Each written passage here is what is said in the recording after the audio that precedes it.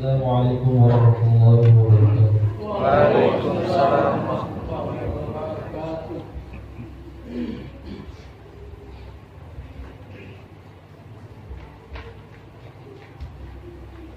أعوذ بالله من الشيطان الرجيم.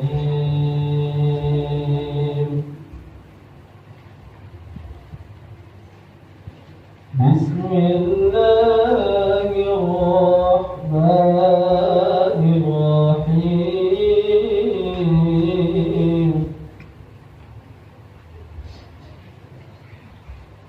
لقد كان لكم في رسول الله أسوة حسنة لمن كان يرجو الله واليوم الآخر وذكر الله كثيرا.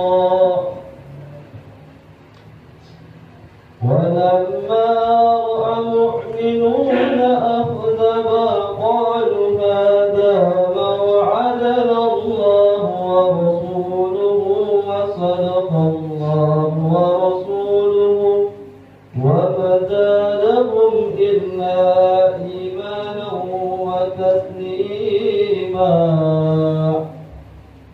صدق الله العظيم. السلام عليكم ورحمة الله وبركاته.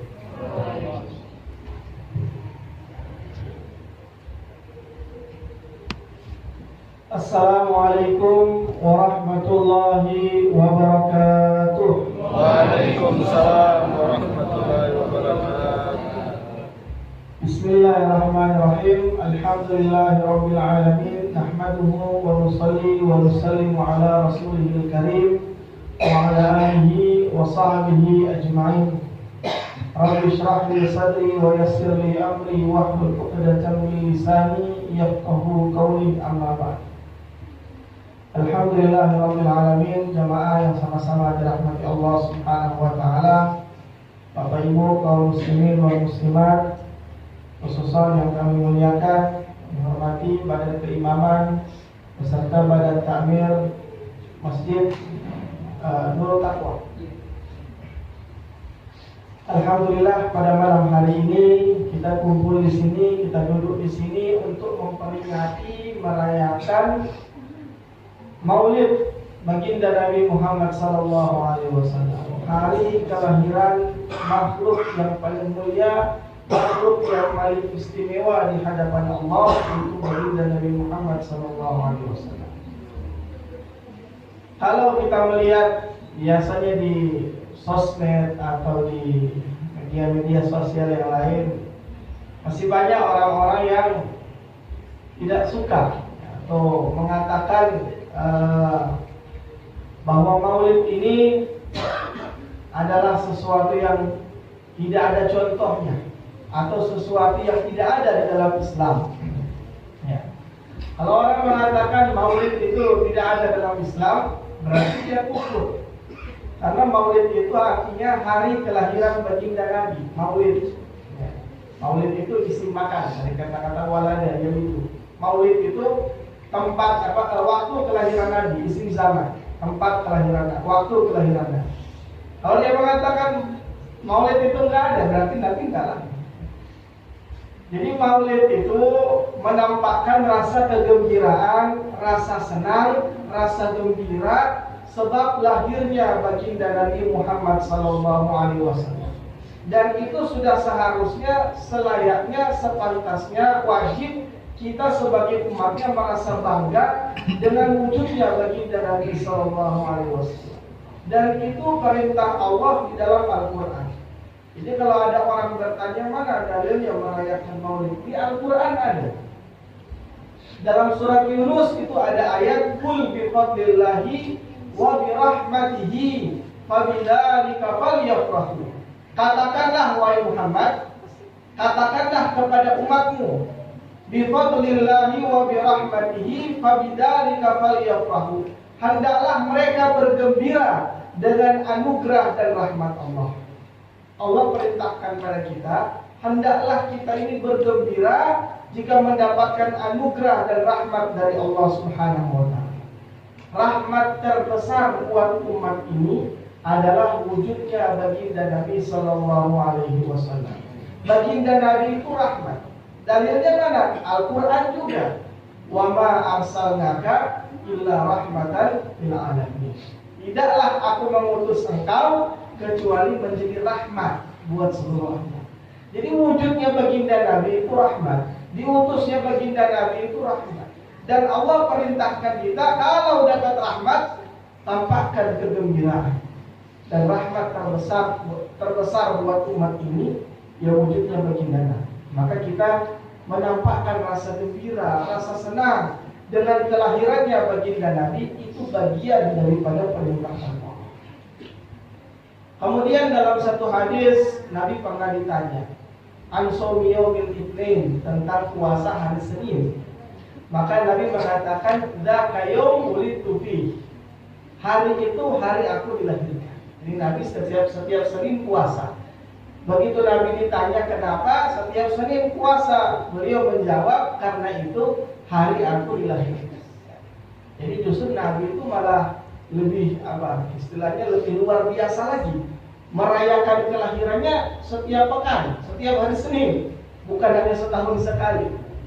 Nah, ini dalil atau sandaran kita baik dalam Quran ataupun dalam hadis yang menjadi dalil, menjadi dasar kita ini merayakan Maulid, merayakan kelahiran baginda Nabi, menampakkan rasa gembira, rasa senang dengan lahirnya baginda Nabi Muhammad SAW. Beliau lahir pada tahun gajah. Tahun itu kan belum ada tahun Hijriah ya. Kalau Masehinya 571. Hijriah kan 1 Hijriah kan itu dimulai dari hijrahnya. Jadi belum ada penanggalan Hijriah pada waktu itu. Disebut tahun gajah kenapa? Karena pada waktu itu Raja Abraha dari Son'a itu ibu kota Yaman sekarang. Dia ingin menghancurkan Ka'bah karena dia iri kenapa setiap tahun tuh orang-orang datang ke Ka'bah ramai memakmurkan, meramaikan. Kenapa tidak datang ke tempat dia di Son'a, ini punya tempat ibadah. Maka dia pergi dengan pasukannya, pasukan gajah. Kalau zaman dulu itu orang mau perang bawa pasukan gajah itu ya kalau ibarat sekarang itu sudah bawa tank lapis baja. Istilahnya ini sudah kendaraan tempur luar biasa. Dia bawa pasukan gajah untuk menghancurkan Ka'bah. Maka Allah mengutus burung ababil yang kita tahu sama-sama dalam surat Al-Fil. Yang mana burung jenis itu tidak pernah muncul di Mekah pada waktu sebelumnya, tidak pernah muncul burung jenis seperti itu. Tiba-tiba muncul burung seperti itu dengan membawa bongkahan bara atau batu api daripada neraka. Setiap burung itu memegang atau membawa 2 capit dengan cakarnya dan 1 di paruhnya, di mulutnya. Begitu dijatuhkan maka hangus semua, hancur. Manusianya, pasukannya Abraha, gajah-gajahnya sekalian binasa. Maka di tahun yang sama dengan terjadinya peristiwa itu lahirnya baginda Nabi SAW. Ini disebut tahun gajah. Nah, ketika baginda Nabi lahir itu tidak seperti umumnya manusia pada umumnya. Rasulullah itu begitu lahir sudah dalam keadaan dikhitan, disunat. Ya, ini Nabi itu tidak dikhitan lagi. Kenapa? Karena lahir itu sudah dalam keadaan dikhitan. Dan ini suatu keistimewaan, berbeda dengan manusia pada umumnya. Kemudian begitu beliau lahir, seperti yang kisahkan, ditulis dalam Maulid Tiba, Maulid Tiba. Ketika beliau lahir, apa yang beliau lakukan ketika baru lahir? Sajidan syakiran hamidan ka'annahul badru fi tamami. Begitu lahir langsung sujud. Dalam sujudnya beliau mengucap ucapan syukur, memuji Allah. Beda dengan manusia pada umumnya lahir. Jadi waktu-waktu tahajud itu tengah malam sudah mulai masuknya, hampir masuk waktu subuh. Itu waktu kelahiran baginda Nabi. Di hari Senin, waktunya menjelang subuh. Kalau tanggalnya 12 Rabiul Awal, cuma tahunnya kan belum ada penentuan tahun Hijriah, maka tahunnya disebut tahun gajah, atau kalau Masehinya 571 Masehi. Itu waktu kelahiran baginda Nabi Sallallahu Alaihi Wasallam. Maka begitu beliau lahir, ada satu peristiwa, ada satu kisah yang betul-betul luar biasa, menunjukkan memang orang yang senang dengan baginda Nabi, bukan orang Islam pun dapat manfaat. Begitu lahir baginda Nabi, maka Abu Lahab, kita tahu siapa Abu Lahab. Abu Lahab itu paman Nabi, yang orangnya masih hidup, tapi sudah keluar SK dari Allah, ini orang ahli neraka.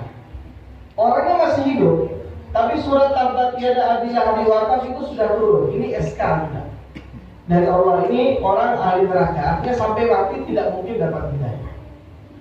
Abu Lahab ini selama hidupnya sampai mati memusuhi Nabi. Nabi kalau dakwah itu, beliau ketika awal-awal berdakwah, beliau masuk pasar, keluar pasar, dari gang ke gang itu menyerukan la ilaha illallah.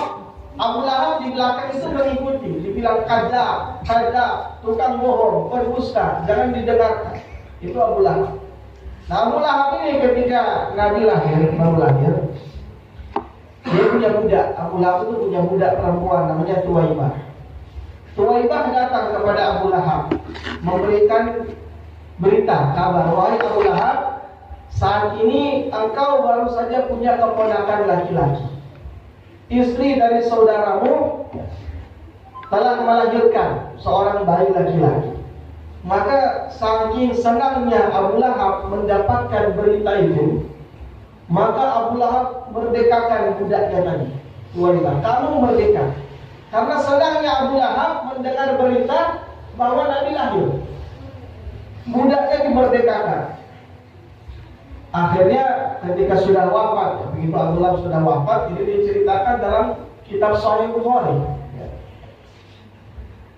Maka Abbas bin Abdul Muthalib, Abbas itu kakaknya juga ya, kakaknya saudaranya Abu Lahab. Ya, jadi Abu Lahab, Abbas juga Abdullah ayah Nabi, semuanya bersaudara, kakak beradik. Maka Abbas, salah satu paman Nabi, mimpi ketemu Abu Lahab. Maka Abbas tanya, wahai Abu Lahab, kamu gimana keadaannya sekarang? Ya, keadaan saya seperti yang kamu lihat ini, dalam keadaan diadab. Tetapi setiap hari Senin adab saya diringankan. Setiap Senin adab saya diringankan. Kenapa? Kata Abbas, karena dulu begitu Rasulullah lahir di hari Senin, saya senang, dan saya tampakkan rasa senang itu dengan memerdekakan budak saya. Maka sebab itulah setiap hari Senin Allah ringankan adab saya. Maka para ulama mengatakan ini orang bukan orang Islam yang kerjanya setiap hari memusuhi Nabi, kerjanya setiap hari mendustakan Nabi sampai mati seperti itu. Dan itu cuma sekali. Bergembira sebab lahirnya Nabi itu cuma sekali, cuma di saat akhir itu.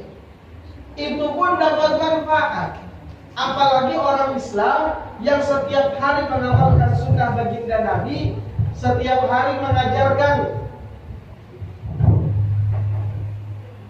Orang Islam yang setiap hari mengamalkan sunnah baginda Nabi, istiqomah mengamalkan ajaran Nabi, setiap saat bergembira dengan kelahiran Nabi, dengan wujudnya baginda Nabi, sampai wafat dalam keadaan beriman pada Nabi, mengamalkan ajaran Nabi. Mana mungkin di akhirat tidak dapat manfaat? Maka ketika di padang mahsyar diceritakan dalam padang mahsyar, dalam hadis riwayat Imam At-Tirmidzi, tulis dalam kitab Sunan Tirmidzi, satu riwayat yang menjelaskan bagaimana keadaan orang di padang mahsyar pada waktu itu yang menunggu persidangan. Hisab belum dimulai, sidang belum dimulai, orang-orang sudah kepanasan mencari pertolongan, siapa yang bisa menolong, memberikan syafaat. Maka mereka datang kepada Nabi Adam. Wahai Nabi Adam, engkau makhluk pertama, engkau manusia pertama yang Allah ciptakan. Tolonglah kami, berilah kami, mohonlah kepada Allah untuk memberikan syafaat kepada kami. Maka Nabi Adam mengatakan, saya tidak bisa. Ini bukan bagian saya. Saya juga dulu pernah berbuat kesalahan. Karena Nabi Adam makan buah beli. Akhirnya mereka datang pada Nabi Nuh, minta permintaan yang sama. Nabi Nuh pun menjawab dengan jawaban yang sama. Ini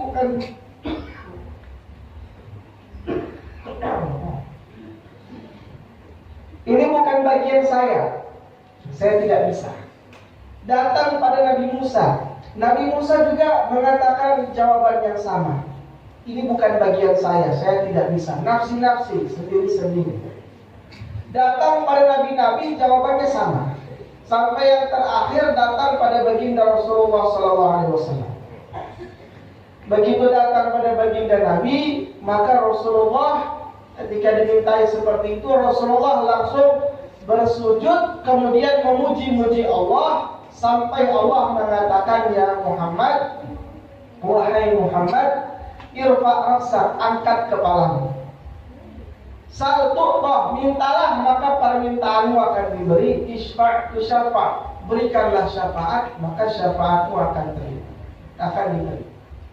Maka dalam ayat kursi itu kan ada potongan ayat, man dzalladzi yashfa'u 'indahu illa bi'idznihi. Siapa yang dapat memberikan syafaat di sisi Allah kecuali dengan izin Allah. Dan orang yang pertama kali diizinkan oleh Allah untuk memberikan syafaat baginda Nabi Muhammad SAW. Tentu saja kita sebagai umatnya merasa bangga, merasa gembira. Mana mungkin sebagai umatnya yang istiqomah menjalankan sunnahnya, ajarannya sampai wafat istiqomah, tidak disyafaati oleh baginda Nabi Muhammad SAW. Bahkan orang yang berdosa pun mau disyafaati oleh Nabi. Dalam satu hadis beliau mengatakan, syafaati li ahlil kabair min ummati. Syafaatku aku peruntukkan juga untuk para pendosa besar dari kalangan umat. Jadi orang-orang yang mungkin wafat belum sempat bertobat dari dosa besarnya, tapi wafat masih dalam keadaan membawa iman, maka ini pun masih mau disyafaati oleh baginda. Padahal orang berbuat dosa itu kan menyakiti hati Nabi. Nabi melihat setiap amal perbuatan umatnya. Uridat alayya a'malu ummati, ditampakkan kepadaku amal perbuatan umatku semuanya, yang baik yang buruk. Apa yang dilakukan umatnya Allah tampakkan kepada Rasulullah. Walaupun beliau sudah di alam barzakh, sudah tidak lagi di alam dunia, tetap Allah tampakkan amal perbuatan umatnya. Kalau beliau mendapati amal baik, beliau memuji Allah. Beliau mendapati amal buruk, maka beliau memohonkan ampun kepada Allah untuk umatnya tersebut. Walaupun ya syafaat itu kan ada tingkat-tingkatannya. Karena orang berpikir, kalau begitu saya biar aja nggak usah tobat kalau punya dosa besar. Nanti kan disyafaati oleh baginda Nabi. Tidak juga seperti itu. Ya, syafaat itu memang ada orang itu asal wafat membawa iman, dosanya kayak yang langsung memasukkan orang ke surga tanpa hisab langsung, sebab disyafaati masuk surga tanpa hisab. Ada syafaat untuk mengeluarkan seseorang yang sudah dimasukkan ke dalam surga, dimasukkan ke dalam neraka, dikeluarkan kemudian dimasukkan ke dalam surga. Jadi kalau dosa-dosa itu Allah ampuni sebab syafaat, ya langsung masuk surga. Tapi kalau tidak diampuni oleh Allah, maka disyafaati, yaitu disyafaati juga, tapi syafaat untuk mengeluarkan orang tersebut dari neraka, dimasukkan ke dalam surga. Nggak tahu ya berapa lama, tergantung dosanya.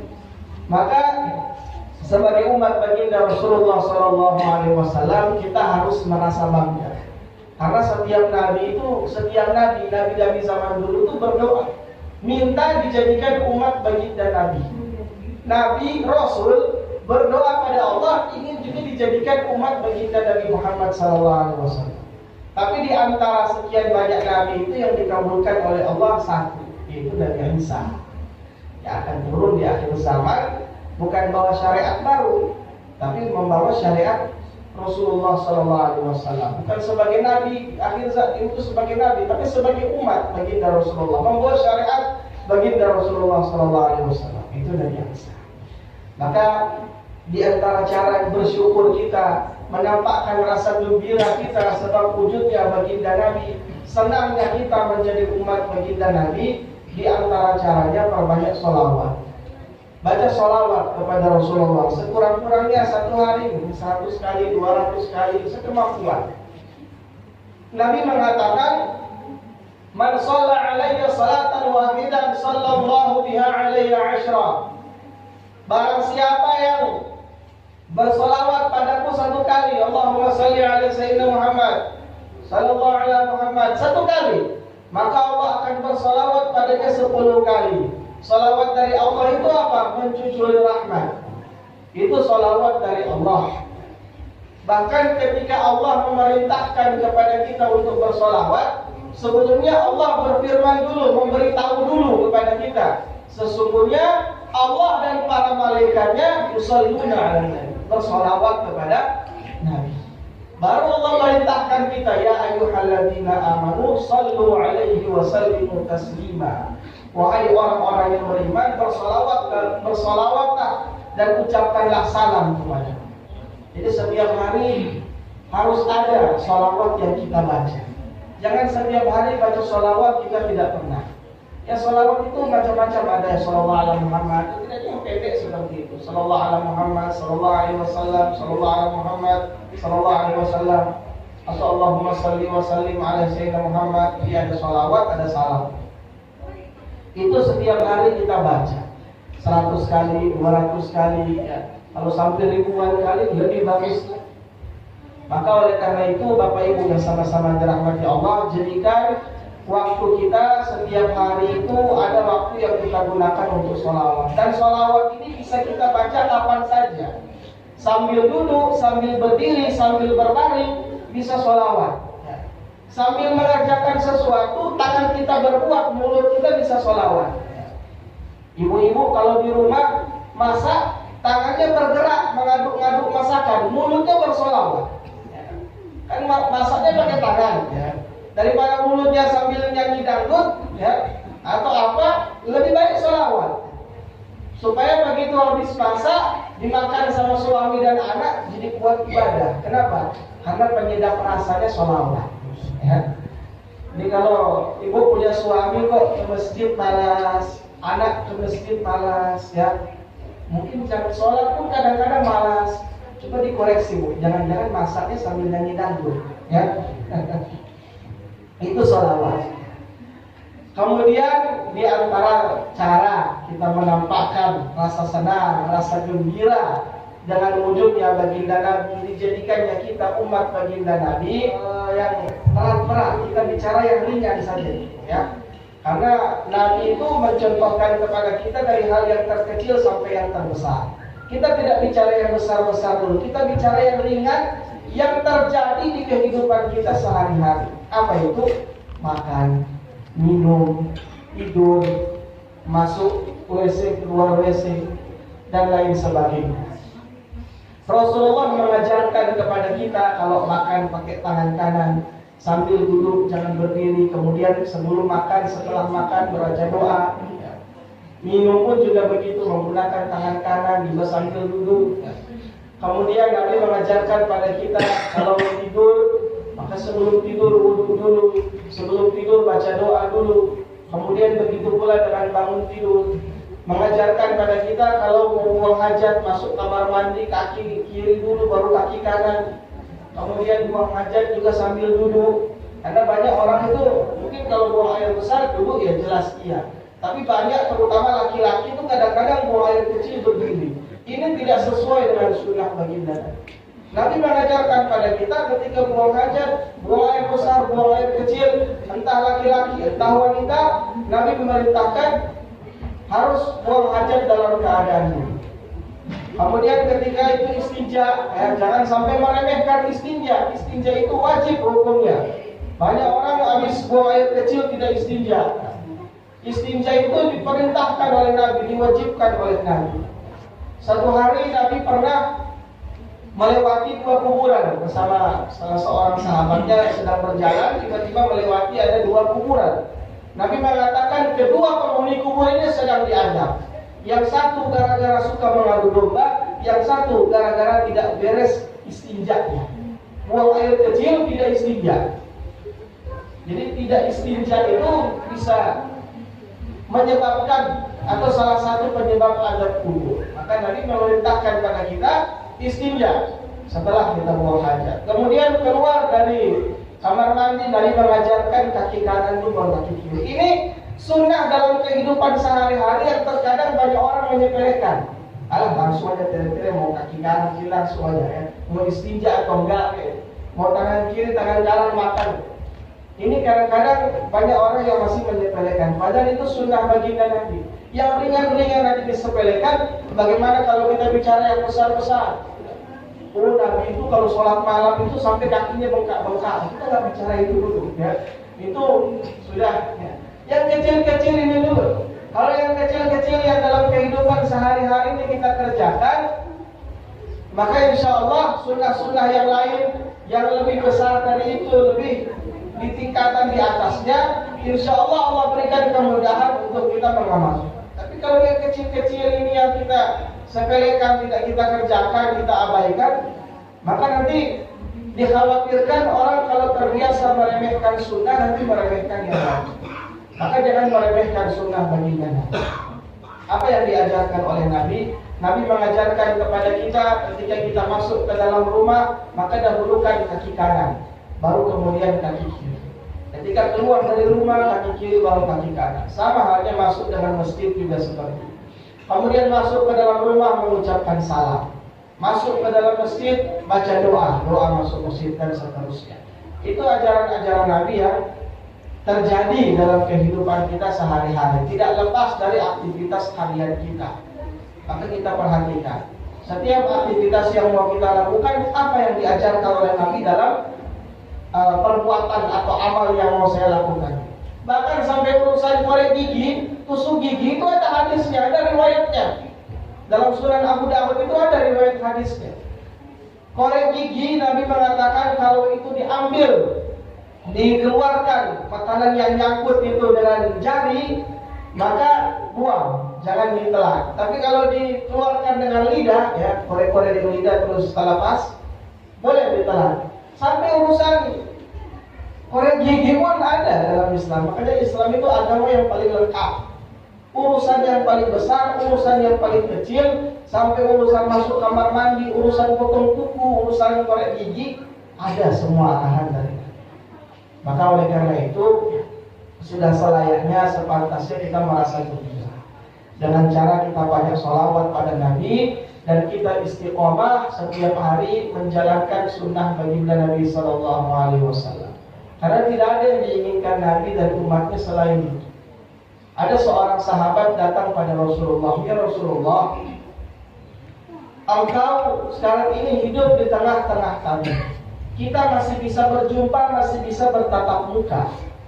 Kalau nanti kita sudah wafat, tentu engkau derajatnya lebih tinggi dari kami. Engkau akan dikumpulkan bersama para nabi, para rasul. Sedangkan kami derajatnya di bawah itu. Maka saya takut, saya khawatir di akhirat tidak bisa ketemu lagi dengan engkau. Maka kemudian turunlah sebab peristiwa tersebut, perkataan sahabat tersebut. Kemudian Allah menurunkan ayat, wa may yuti'ir rasul fa ulaika ma'al ladzina an'ama Allahu 'alaihim ma'an nabiyyin wasiddiqin wasyuhada wassalihin. Barang siapa yang taat kepada Rasul, beriman pada Rasul, taat pada Rasul, mengamalkan sunnah-sunnah baginda Rasulullah, apa ajarannya? Fa ulaika ma'al ladzina an'ama Allahu 'alaihim. Dia akan dikumpulkan oleh Allah bersama dengan orang-orang yang Allah beri nikmat. Siapa itu? Ada 4 golongan. Minan nabiyyin, para nabi. Siddiqin, orang-orang yang jujur imannya, lurus imannya. Syuhada, orang-orang yang gugur sebagai syahid. Wassalihin, dan orang-orang saleh. Jadi di akhirat, walaupun kita bukan nabi, kita bukan rasul, ada orang-orang yang memang oleh Allah dikumpulkan dengan baginda Nabi di akhirat. Nah, caranya bagaimana? Taat kepada Rasulullah, istiqomah mengamalkan ajarannya, sunnah-sunnahnya, arahan-arahannya, setiap hari baca sholawat kepada baginda Nabi, maka insya Allah di akhirat dikumpulkan bersama baginda Nabi. Diizinkan oleh Allah melihat wajahnya baginda Nabi. Rasulullah mengatakan, aulan nas bi yaumil qiyamah aktsaruhum alayya salatan. Orang yang paling dekat denganku hari kiamat yang paling banyak sholawat. Jadi Jadi jangan sampai kita mendengar nama Nabi itu tidak baca sholawat, atau setiap hari tidak pernah sholawat. Sambil mungkin nunggu sebelum tidur bareng-bareng habis baca doa tidur, mungkin belum tasono baca sholawat sampai tasono. Jadi tidak ada waktu, ini dilarang sholawat tidak, ya asal tidak di WC saja. Tapi selain itu gimana saja, kapan saja boleh kita baca sholawat. Bapak Ibu yang sama-sama dirahmati Allah Subhanahu Wa Taala. Suatu hari baginda Rasulullah Sallallahu Alaihi Wasallam ketika beliau dibawa oleh pamannya yang merawat Nabi itu Abu Thalib, ayah dari Sayyidina Ali. Jadi setelah Nabi umur 9 tahun, itu kan ayah ibu sudah meninggal, kakek sudah meninggal. Ketika Nabi umur 9 tahun itu sudah bersama pamannya Abu Thalib. Satu waktu Abu Thalib pergi ke Syam. Ya, pergi ke Syam. Syam itu Syria kan. Syria, Palestina, Lebanon itu masuk Syam. Itu berdagang. Nabi dibawa. Di tengah jalan beliau mampir ke satu tempat singgah, dan selama di perjalanan itu Rasulullah tidak pernah kepanasan. Setiap di mana Nabi berjalan ada awan yang menaungi. Nabi tidak pernah kepanasan. Dan di tengah jalan mampir satu tempat, di situ ketemu dengan seorang pendeta, namanya pendeta Buhairah. Begitu melihat Nabi yang pada itu masih anak-anak, Buhairah ini mengatakan kepada Abu Thalib, "Wahai Abu Thalib, anak keponakanmu ini nanti akan jadi nabi akhir zaman. Maka ketika kamu sampai di Syam, lindungi dia, jaga dia daripada orang-orang Yahudi." Itu Nabi masih anak-anak. Jadi Nabi itu masih anak-anak, tapi tanda-tanda kenabian sudah. Kemudian ketika Rasulullah SAW beliau sudah diangkat menjadi Nabi, menjadi Rasul, pertama kali mendapatkan wahyu, maka ketika itu sebelum turunnya wahyu yang pertama kali Iqra, Rasulullah sudah senang beribadah di Gua Hira. Jadi sebulan baru turun. Nanti Siti Khadijah siapkan makanan, kemudian Nabi bawa lagi. Nanti berapa lama lagi di Gua Hira, turun lagi. Ya. Jadi sudah meluangkan waktu untuk menyendiri di Gua Hira. Sampai akhirnya kemudian dapat wahyu yang pertama kali, surat Iqra.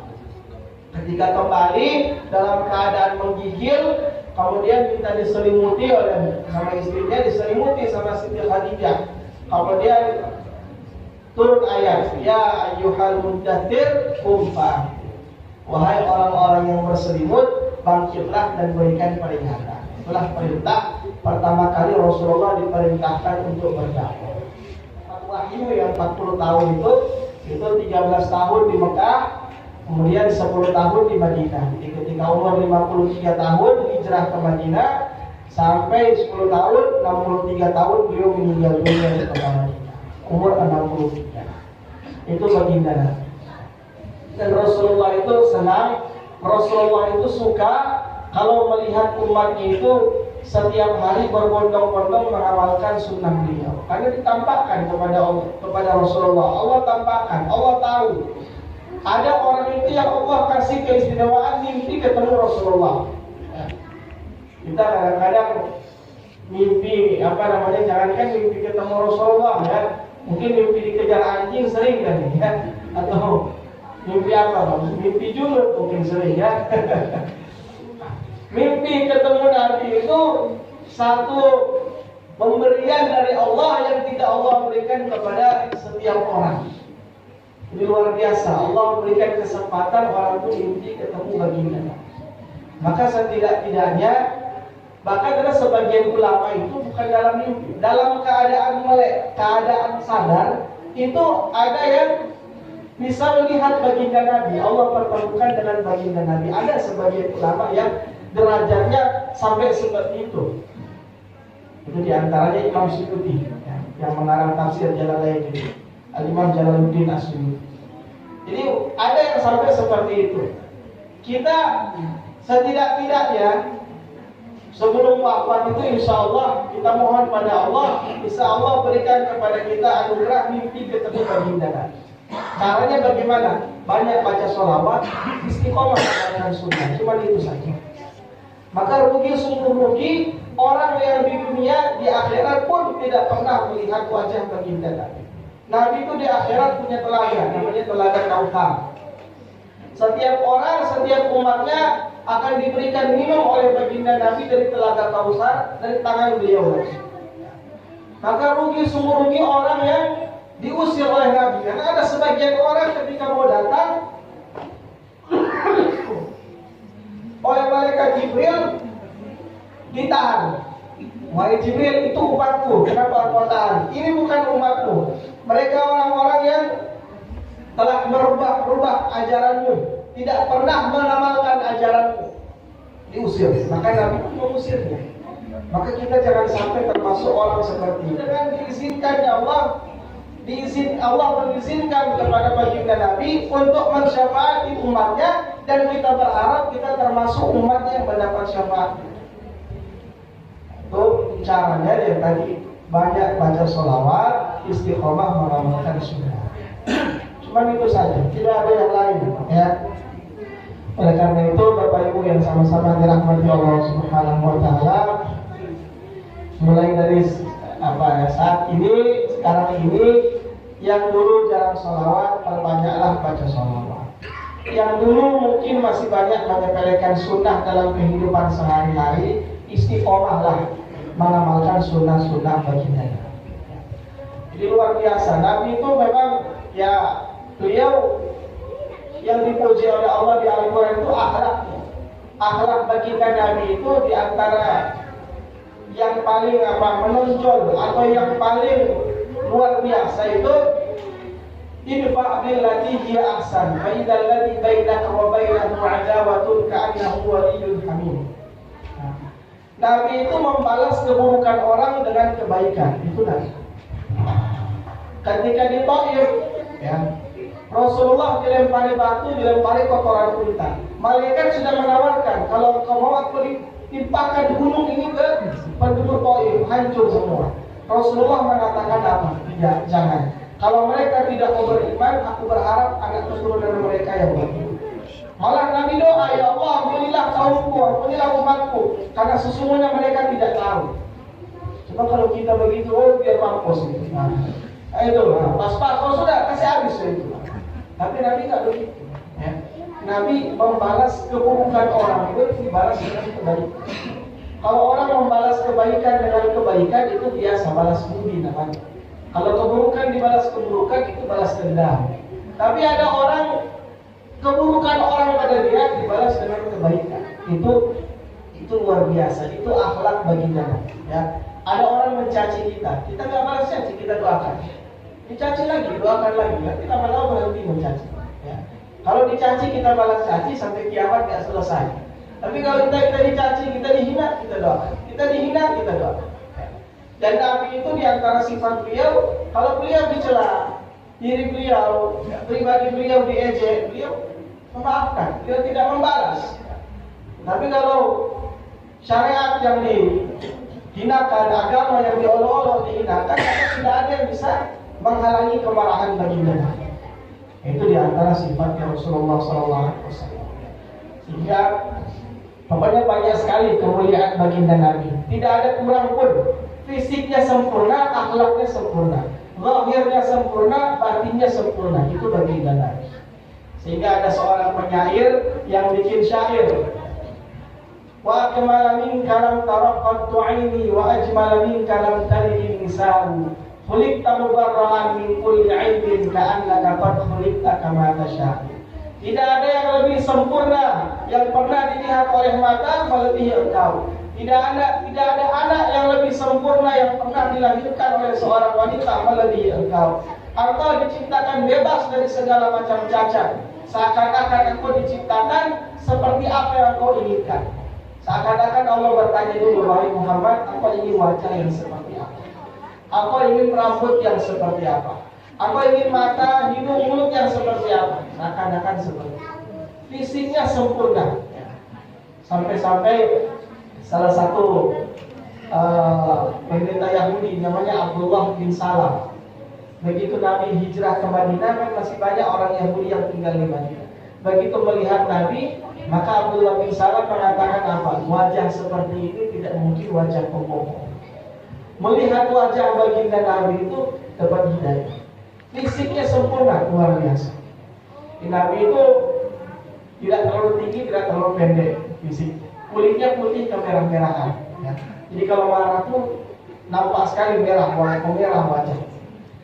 Itu baginda laki-laki ya, maksudnya kalau wanita ya memang ya panjang memang rambut. Kalau laki-laki yang gondrong itu, Nabi itu pernah juga gondrong atau memanjangkan rambut, tapi batasnya sampai bahu. Tidak pernah lewat bahu ke bawah itu tidak pernah. Itu baginda Nabi.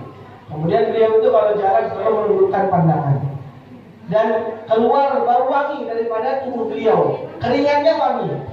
Jadi ada sahabat itu seperti yang diceritakan dalam Maulid Tibai.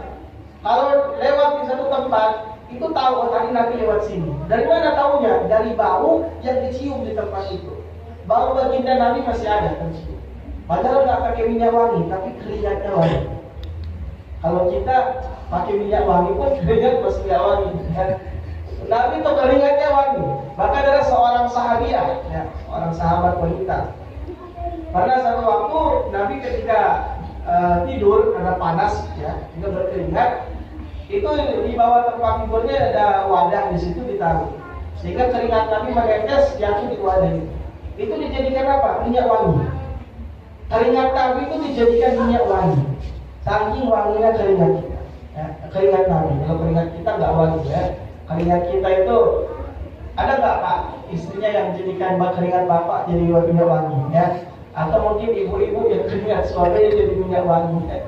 Tapi Rasulullah itu keringatnya bisa jadi minyak wangi. Maka sungguh rugi orang yang di akhirat dihalangi daripada melihat baginda Nabi. Tidak diizinkan melihat wajah baginda Nabi. Tidak dapat syafaat daripada baginda Nabi. Tidak dikumpulkan oleh Allah dengan baginda Nabi. Rugi sungguh. Oleh karena itu, Bapak Ibu yang sama-sama dirahmati Allah, di momen Maulid ini, marilah kita tingkatkan kecintaan kita pada baginda Nabi, tingkatkan rasa senang kita menjadi umat Nabi dengan cara kita memperbanyak baca sholawat pada Nabi dan kembali mengoreksi diri kita. Mana hal-hal yang mungkin terlihat sepele dalam kehidupan sehari-hari kita, mana dari hal-hal tersebut yang belum kita amalkan sunnah Nabi. Kalau belum sudah diamalkan, diistiqomahkan. Kalau ada yang belum diamalkan, maka diamalkan. Mungkin ini sekedar saya yang bisa saya sampaikan terkait Maulid Nabi, kelahiran baginda Nabi Muhammad SAW. Pokoknya kalau kita bicara keistimewaan Nabi itu nggak ada habis-habisnya. Bicara memuji Nabi itu nggak ada habis-habisnya. Kitab-kitab Maulid itu banyak dikarang oleh para ulama, isinya pujian pada Nabi, nggak ada habis-habisnya. Intinya sebagai umat Nabi, jangan sampai kita merasa minder atau merasa tidak bangga, merasa tidak bergembira, jangan. Tapi kita ini umat yang paling mulia, umat yang paling istimewa, sebagaimana nabinya semulia-mulia Nabi, umatnya semulia-mulia umat. Sebagaimana nabinya, Nabi yang dipilih oleh Allah, Nabi yang masuk surga pertama kali daripada nabi-nabi yang lain, umatnya pun umat yang masuk surga pertama kali dibandingkan umat-umat yang lain. Bahkan kita ini penduduk surga terbanyak. Dalam hadis riwayat Ibnu Majah, di situ dikatakan, Inna ahlal jannah mi'atun wa ishruna sofa. Ahli surga itu 120 barisan. Tamanuna min ummati wa arba'una min sa'iril umam. Yang 80 dari kalangan umatku, yang 40-nya lagi dari kalangan umat Nabi Isa, Nabi Adam sampai Nabi Isa. Seluruh umat itu di sepertiganya tadi. Tapi yang 2/3 itu khusus umat baginda Rasulullah SAW. Jadi kemuliaannya luar biasa. Maka Nabi mengatakan dalam satu hadisnya, kullu ummati yadkhulunal jannah. Setiap umatku, semua umatku pasti masuk surga. Ini jaminan kita. Semua umatku pasti masuk surga, kecuali yang tidak mau, kata Rasulullah. Maka sahabat tanya, man ya'ba ya Rasulullah? Yang tidak mau itu siapa ya Rasulullah?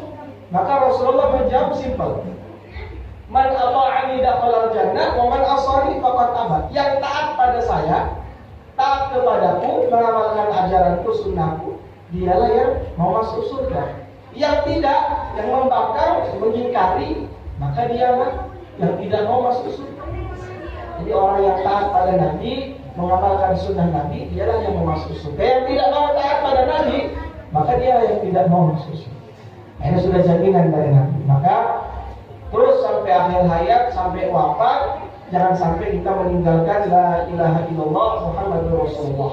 Jangan sampai kita meninggalkan sunnah-sunnah Nabi, ajaran-ajaran Nabi, ketaatan kepada Allah, ketaatan kepada Nabi. Itu harga mati. Kita kerjakan sampai hari kiamat atau sampai akhir hayat kita. Begitu kita wafat dalam keadaan seperti itu, maka Rasulullah sudah menjamin, kullu ummati yadkhulun nar. Setiap umatku pasti masuk. Mudah-mudahan termasuk kita semua. Amin ya rabbal alamin. Mungkin itu yang bisa disampaikan. Kurang lebihnya mohon maaf. Wassalamualaikum warahmatullahi wabarakatuh.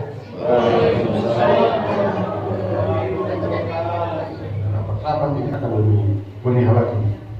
Untuk itu barangkali saya juga berpesan kepada pengurus masjid ini takwa, kiranya ke depan agar lebih menihal lagi dan dilaksanakannya pada malam kelahirannya sampai pada hari esoknya, termasuk salawat-salawat di situ. Jadi akan lebih hidup lagi, akan lebih menonjol lagi ikon daripada masjid takwa yang ada di Tanjung Cibang. Saya kira itu yang singkat yang saya sampaikan, dan barangkali mohon maaf bila ada salah kata, ada kekurangan kata. Itu kebaikan semua datang dari Allah, dan kekurangannya mungkin dari saya pribadi. Sekian, terima kasih. Wabillahi taufiq wal hidayah. Wassalamualaikum warahmatullahi wabarakatuh.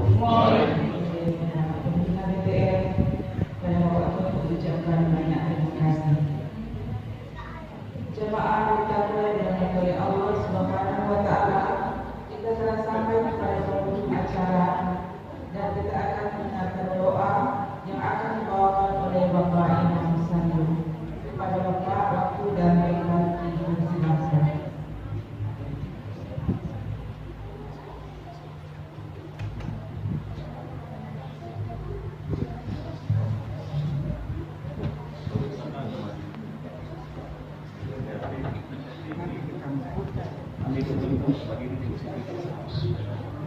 Assalamualaikum warahmatullahi wabarakatuh. Hampir saya ulang karena jawaban sudah cukup semangat, jadi saya nggak perlu saya ulang. Bapak Ibu hadirin jemaah yang dirahmati Allah, pertama-tama tentu saya mengucapkan terima kasih kepada Pak Ustadz yang sudah memberikan tausiah dan sudah beberapa kali diundang ke masjid ini. Semoga apa yang disampaikan Pak Ustadz akan menambah wawasan ataupun menambah keyakinan kita untuk meneladani Rasulullah SAW. Bapak Ibu sekalian, biasanya di masjid-masjid lain kalau diadakan peringatan Maulid Nabi selalu ada hadrah, selalu ada salawat, baik dari remaja maupun anak-anak. Sebetulnya kita juga menginginkan begitu, dan untuk ke depan kita harus maju, jangan selalu begini-begini terus.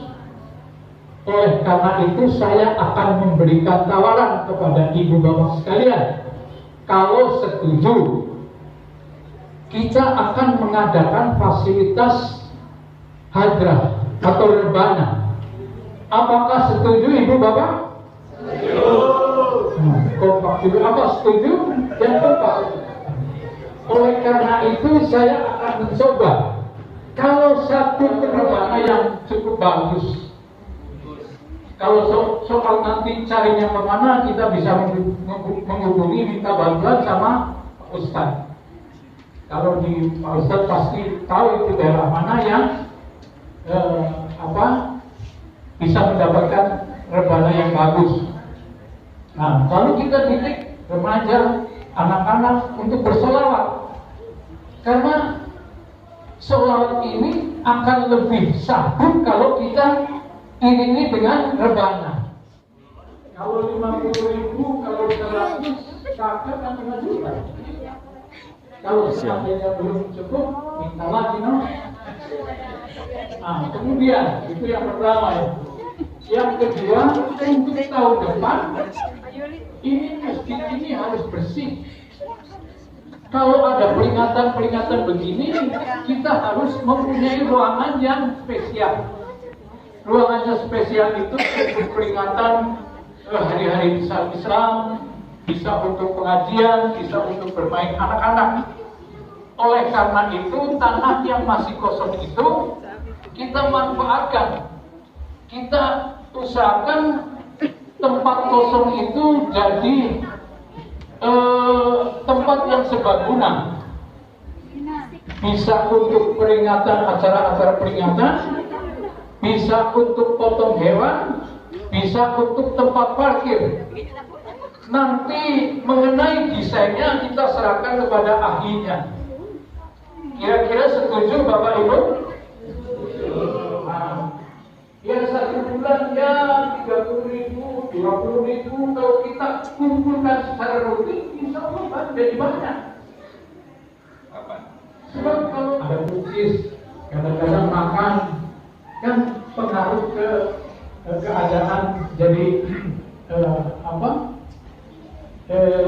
lukis yang ciri-ciri kadang-kadang agak sumur. Itu pengaruh dari kebersihan masjid. Jadi kita harus pikirkan bersama. Karena ini PTM mungkin belum memikirkan, jadi kita pikirkan bersama. Setuju Ibu Bapak? Alhamdulillah. Nanti kita bicarakan dengan pengurus PTM. Bapak Ibu sekalian, tadi kita mendapatkan informasi dari Pak Ketua BTM, Bapak Arifin, yang anaknya lagi tugas di Papua, kena sakit. Daripada anaknya Bapak Arifin, yaitu Afrianto. Alhamdulillah. Allahumma salli ala sayyidina Muhammad wa ala sayyidina Muhammad. Allahumma salli wa sallim ala sayyidina Muhammadin nur jadi wa sirri sarifi asma'i wa sifati wa ala alihi wa sahbihi. Allahumma ya Allah, berikan kesembuhan kepada saudara kita Afrianto. Semoga dengan obat yang diberikan akan segera mendapatkan kesembuhan dan diangkat penyakitnya oleh Allah Subhanahu wa Ta'ala. Dengan permohonan kepada Allah dengan suratul Al-Fatihah. Bismillahirrahmanirrahim. Alhamdulillahirabbil alamin arrahmanirrahim maliki yaumiddin. Iyyaka na'budu wa iyyaka nasta'in. Shiratal ladzina an'amta 'alaihim ghairil maghdubi 'alaihim waladdallin.